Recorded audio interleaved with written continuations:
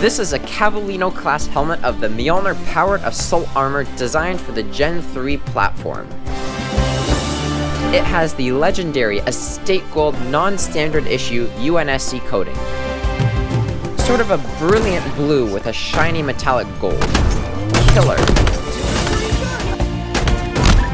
It's got the perfect audio cat ears attachments and the epic Dragoon visor available only through the level 94 Season 1 Battle Pass.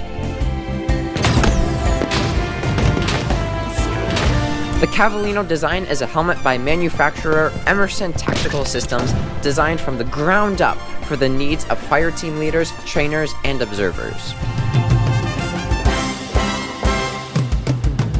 It's classic, it's confident, it's perfectly proportioned with just the right amount of detail. The idea behind this helmet is just Halo. Are there fancier helmets? Sure. Are there rarer helmets? Absolutely. But is there a cooler helmet than this one? No. Today, I'm going to show you how I made it real.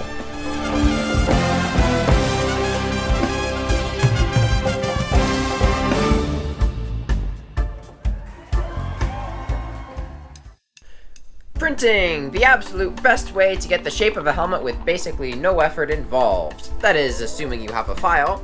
And luckily for us and the entire world, the man, the myth, the legend, Mo Sislak has made a Cavallino helmet design, and it can be all yours for 10 easy payments of absolutely nothing because it's free.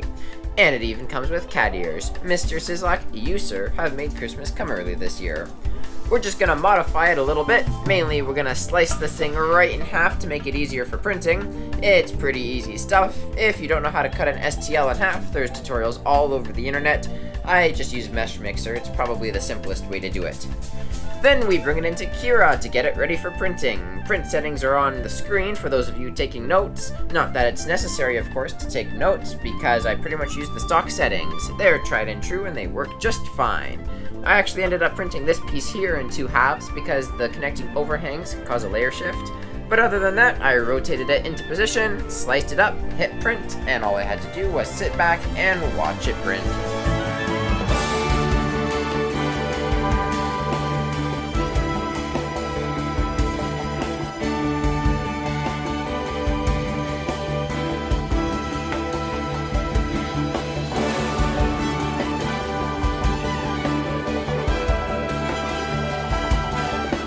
That last piece there unfortunately failed, so I had to cut off the bad section and print the rest separately.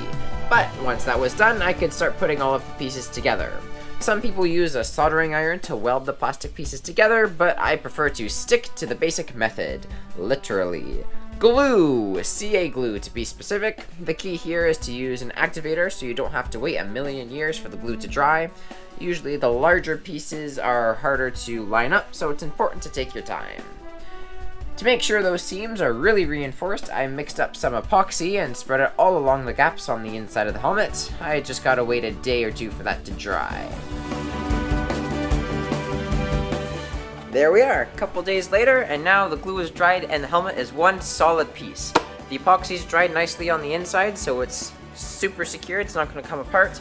Unfortunately, my gluing job was a little bit messy, so I'm gonna have to clean that up, but that's alright.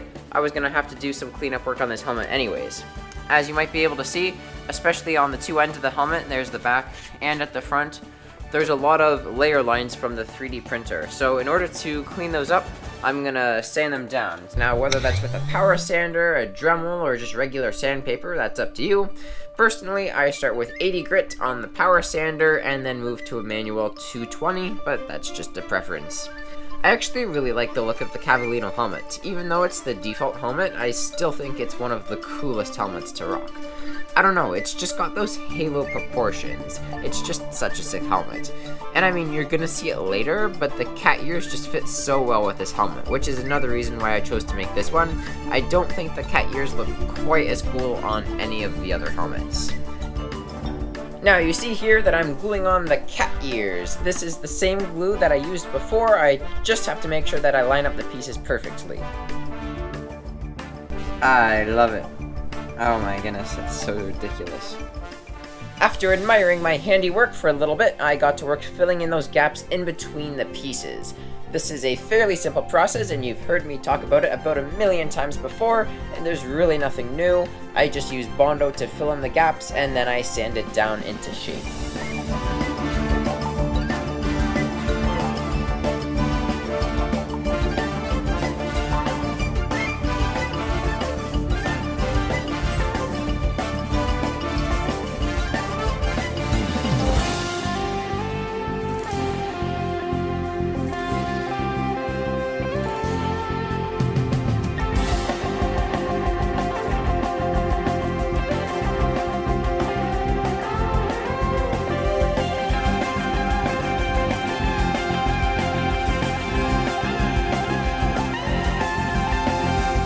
To smooth those layer lines out even more, I'll coat the helmet with some filler primer, and sometimes I won't use Bondo, I'll use the Spot Putty, which is a little bit softer, and then, I put that on top of the filler primer, and then I sand them both down. That really helps get rid of those layer lines and smooth the helmet out as much as I need to. This is probably the most boring part of making the helmet, but the more time you spend on this, the better it will look in the long run, so it's worth it to just kind of put on a YouTube video and get it all done.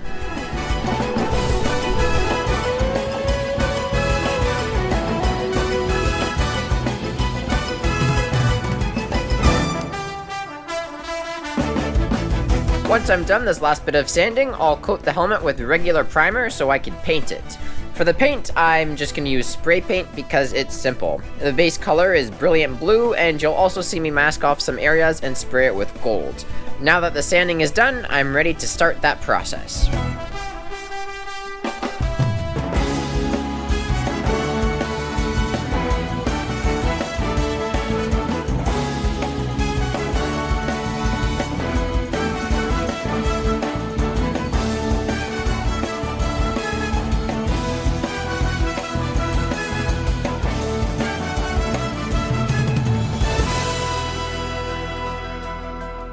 Once I got the basic coat of Brilliant Blue down, I started to work on the details that would make this helmet have the Estate Gold armor coating. I'm just using painter's tape to only expose the areas that I want to make gold, which is the two sides on the front of the helmet and the gold stripe right down the top.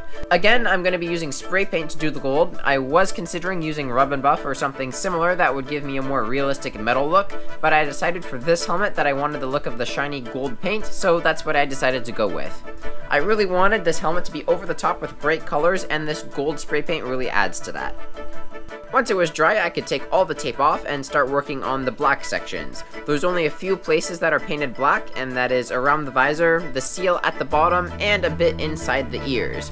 Anytime I was painting, I had a lot of reference pictures with me so I could make sure I was keeping the paint pattern fairly accurate to the in-game helmet.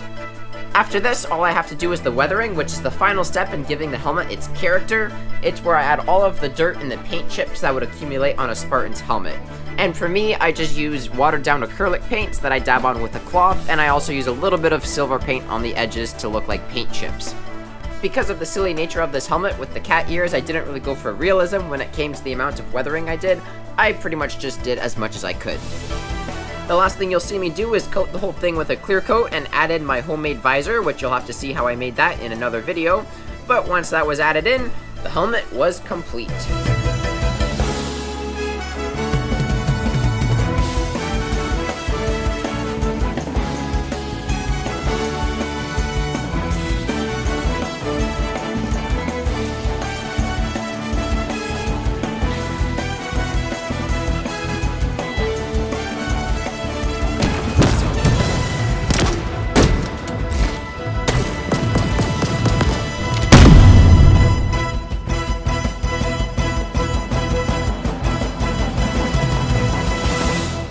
Alright, take a look at this thing. It's shiny, it's bright, it's just absolutely amazing. I went really overboard on the weathering here. I wasn't sure if at first I was going to look okay, but now that it's done, just like, chef's kiss. That's amazing. The cat ears, obviously, those are legendary as well. Golden blue is obviously currently my favorite color scheme, and I think these colors on the helmet match the ones in the game pretty well, if I do say so myself. Again, if you want to see how I made this visor right here, you're going to have to watch my next video because I'll be making a proper tutorial on that really soon. So get subscribed if you don't want to miss that. If you have any questions, comments, inquiries, concerns, feel free to leave all of those in the comment section down below. Even if you find this video in like 5 years, leave a comment. I'll probably see it and respond to it. I hope this video was entertaining, if not educational, and thank you for watching. Don't forget to subscribe.